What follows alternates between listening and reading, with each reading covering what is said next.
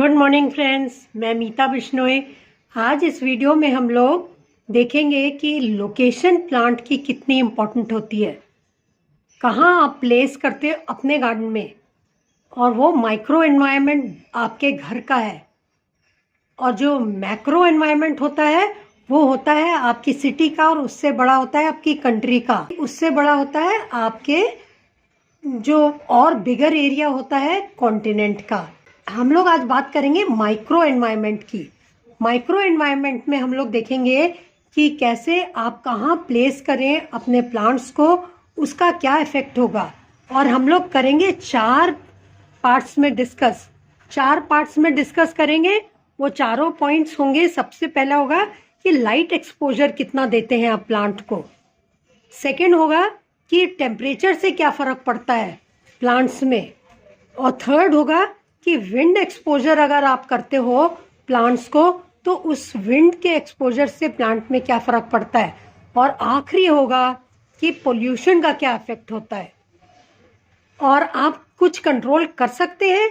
अगर कर सकते हैं तो कैसे कर सकते हैं, ताकि आपके प्लांट में बहुत अच्छी ग्रोथ आपको दिखने को मिले और प्लांट बहुत हेल्दी रहे।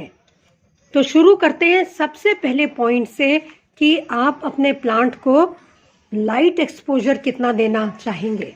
देखिए, लाइट मतलब होता है शेड लविंग प्लांट है कि नहीं है, कि वो डायरेक्ट सनलाइट या फुल सनलाइट एंजॉय करता है। जितने भी फ्लावरिंग प्लांट्स हैं वो सब सनलाइट एंजॉय करते हैं। ये देखिए, ये सेक्शन मैंने अपने गार्डन का सबसे आगे रखा हुआ है, जिसमें हमेशा, अभी तो फरवरी का मंथ है, एंड हो रहा है फरवरी एकदम, और अभी मैंने इनमें विंटर फ्लावरिंग प्लांट्स लगाए हुए हैं। और अभी ये फुल ब्लूम पे है, क्योंकि अभी बहारों के दिन है, स्प्रिंग टाइम है। इस टाइम इनमें बहुत सारी फ्लावरिंग होती है। तो ये देखिए, इसमें मैक्सिमम सनलाइट है। और जितने भी फ्लावरिंग प्लांट हो, चाहे समर्स के हों चाहे विंटर्स के हों, इनमें बहुत सारी लाइट चाहिए होती है। तो ये जितने भी फ्लावरिंग प्लांट्स हैं, समर के हों चाहे विंटर्स के हों, इनको फुल सनलाइट चाहिए। बिना सनलाइट के ब्लूम नहीं होंगे प्लांट्स। ब्लूम करने के लिए आपको फुल सनलाइट देनी ही पड़ेगी। कुछ फ्लावरिंग प्लांट्स होते हैं जो शेड लविंग होते हैं, मगर वो काफ़ी कम होते हैं। अगर इंटेंस फ्लावरिंग चाहिए तो ब्राइट लाइट बहुत मस्ट है। आइए अब कुछ हम लोग देखते हैं जो शेड लविंग प्लांट्स होते हैं। शेड लविंग प्लांट्स होते हैं ज़्यादातर पेरिनियल, और शेड भी एक्सट्रीम टेम्परेचर के लिए है। अगर जैसे मई जून की गर्मी होती है, तब आप इनको कहाँ रखेंगे। कोलियस है, कोलियस एक शेड लविंग प्लांट है। तो एक्सट्रीम टेम्परेचर जैसे होता है गर्मियों में, मई जून में, तब तो इनको बहुत अंदर रखना पड़ता है। फुल सनलाइट में रखेंगे तो इसमें लीव सारी विल्ट कर जाएंगी, ब्राउन हो जाएगा और ख़राब हो जाएगा प्लांट। तो सबसे पहला प्लांट जो पेरिनियल मैंने लिया है शेड लविंग, वो कोलियस है। ये हम लोग का सिंपल मनी प्लांट है, या फिर इसको कहते हैं हम लोग पोथॉस, गोल्डन पोथॉस। ये भी एक गोल्डन पोथॉस ही है, अलग तरीके से ग्रो किया हुआ है। ये सारे मैं शेड लविंग दिखा रही हूँ। अब देखिए, थोड़ा अंदर की तरफ आ गए हैं। अब मई जून तक गर्मियों में बहुत गर्मी हो जाएगी, तो इन प्लांट्स को ऑलरेडी शेड में रखा हुआ है। और यहाँ पर कुछ बेबी टियर्स है, और ये वाला प्लांट है स्पाइडर प्लांट। स्पाइडर प्लांट भी शेड लविंग है। इसके अलावा ये इंग्लिश आइवी है, ये शेड लविंग है। सिंगोनियम की कोई भी वैरायटी सारी शेड लविंग होती है। बिना शेड के ये सारे खराब हो जाते हैं। और छोटे गमलों में जितने भी प्लांट्स लगाते हैं वो थोड़ा शेड प्रोवाइड करें तो बहुत अच्छा रहता है। ये पोथॉस जितने भी तरीके के हैं, फिलेडेंड्रॉन्स, पोथॉस, ये सारे शेड लविंग है। ये एंजॉय पोथॉस के 2 कंटेनर्स हैं, दोनों को एक्सट्रीम अंदर में रखा हुआ है, क्योंकि इसमें सबसे ज़्यादा शेड मिलता है। ब्राइट लाइट मिलती है पूरे दिन की, मगर डायरेक्ट सनलाइट एकदम नहीं मिलती। ऐसे ही ये गोल्डन पोथॉस है, ये एग्लोनीमा है, ये सारे शेड लविंग प्लांट है। ये सारे जितने भी दिखा रही हूँ ये सारे पोथॉस की वैरायटी है। अब यहाँ पर भी देखिए, कुछ शेड लविंग प्लांट्स दिखाती हूँ आपको। आप अगर बॉन्जाइज बनाते हैं तो बॉन्जाइज को भी थोड़े प्रोटेक्टेड एरिया में रखें। टेम्परेचर चाहे बहुत फ्रीजिंग कोल्ड हो या बहुत एक्सट्रीम हीट हो, इनको थोड़ी शेड चाहिए। इनफैक्ट ये ऑक्सैलिस है, ये भी शेड लविंग प्लांट है। ये जो पिडिलैंथस है ये बहुत एक्सट्रीम कोल्ड में ख़राब होता है, मगर एक्सट्रीम गर्मियों में आराम से बाहर चल जाता है। और जल्दी जल्दी दिखाती हूँ, ये क्रिजेंथेमम्स है, इनको मैंने शेड में इसलिए रखा हुआ है क्योंकि ये अभी फुल ब्लूम पे है। जब तक ब्लूम नहीं किया था तब तक इनको सनलाइट में रखा था। अब फ्लावर्स ज़्यादा लंबा चले इसलिए मैंने इनको शेड में रखा है।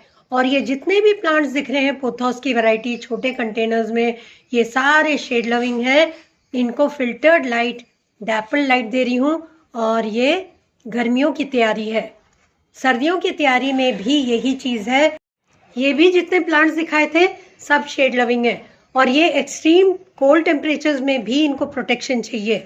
तो देखिए ज़्यादातर सब प्लांट्स हैं जो बहुत ठंडे में भी, एक्सट्रीम कोल्ड टेम्परेचर्स में भी सरवाइव नहीं कर पाते या इतना अच्छा ग्रो नहीं करते, और एक्सट्रीम गर्मी में भी नहीं करते। तो ये देखिए टेम्परेचर का और शेड का कितना इफेक्ट होता है प्लांट्स पे। अब बताती हूँ एक और है, जितने भी हैंगिंग बास्केट्स होते हैं आपके, जितने भी हैंगिंग बास्केट्स हैं सब थोड़ा शेड में रखें, गर्मियों में स्पेशली, और एक्सट्रीम कोल्ड में भी। ये दोनों के लिए एप्लीकेबल है क्योंकि दोनों एक्सट्रीम टेम्परेचर्स में ये एक्सपोज ज़्यादा होते हैं टेम्परेचर के, इनको बहुत इफेक्ट ज़्यादा होता है क्योंकि ये हैंग कर रहे हैं।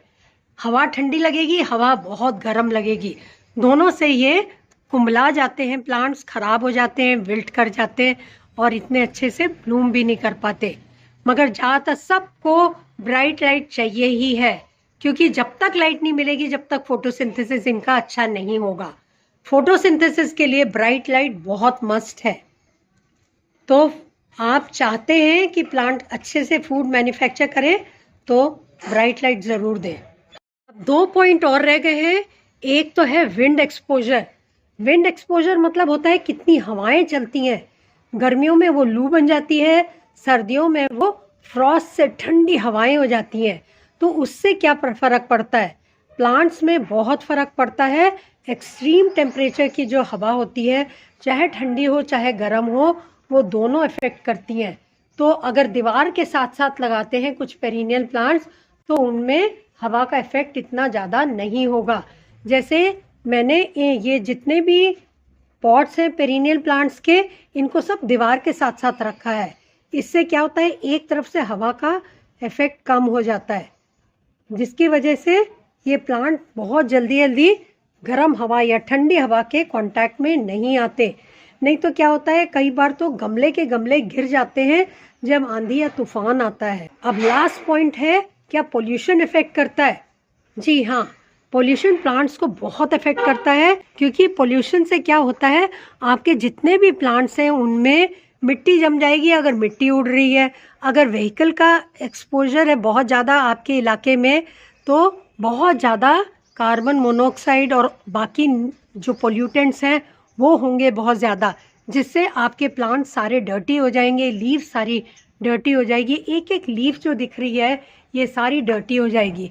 और उससे क्या होगा, जब इसकी परत जम जाएगी मिट्टी की और क्लीन नहीं होगा तो फोटोसिंथेसिस भी इफेक्ट हो जाएगा और बहुत सारे लीव्स इसकी ख़राब होने लगेंगी। हेल्दी प्लांट के लिए क्लीन प्लांट बहुत मस्ट है। तो क्लीन प्लांट रखने के लिए आपको थोड़ा सा पोल्यूशन से दूर रखना पड़ेगा। और कई बार क्या होता है, जब बहुत ज़्यादा आपके यहाँ धूल मिट्टी उड़ रही होती है तो इनमें पौधों में बहुत सारी मिट्टी जम जाती है। और जब बहुत ज़्यादा मिट्टी जम जाएगी तो आप उसको रेगुलरली क्लीन करेंगे पानी से। जब क्लीन करेंगे तो बहुत मिट्टी गीली हो जाएगी, वो कैस्केडिंग इफेक्ट हो जाता है और सारे प्लांट्स ख़राब हो जाते हैं। तो उसके लिए प्लांट्स को थोड़ा सा प्रोटेक्शन दे ताकि पोल्यूटेंट्स भी कम मिले इनको।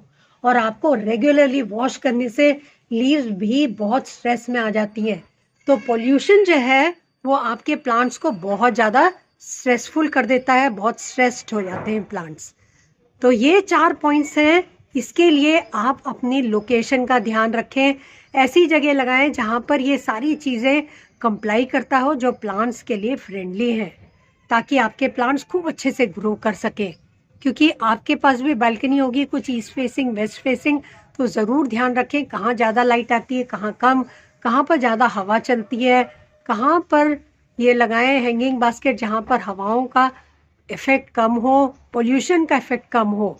तो आपके सारे प्लांट्स ऐसे ही खूब हेल्दी रहेंगे और आपका गार्डन खिला हुआ लगेगा, नीट लगेगा और बहुत खूबसूरत आपके पास फ्लावरिंग भी होती रहेगी। ये कैमेलिया का प्लांट है, बड़ा ट्री बन गया है अब तो।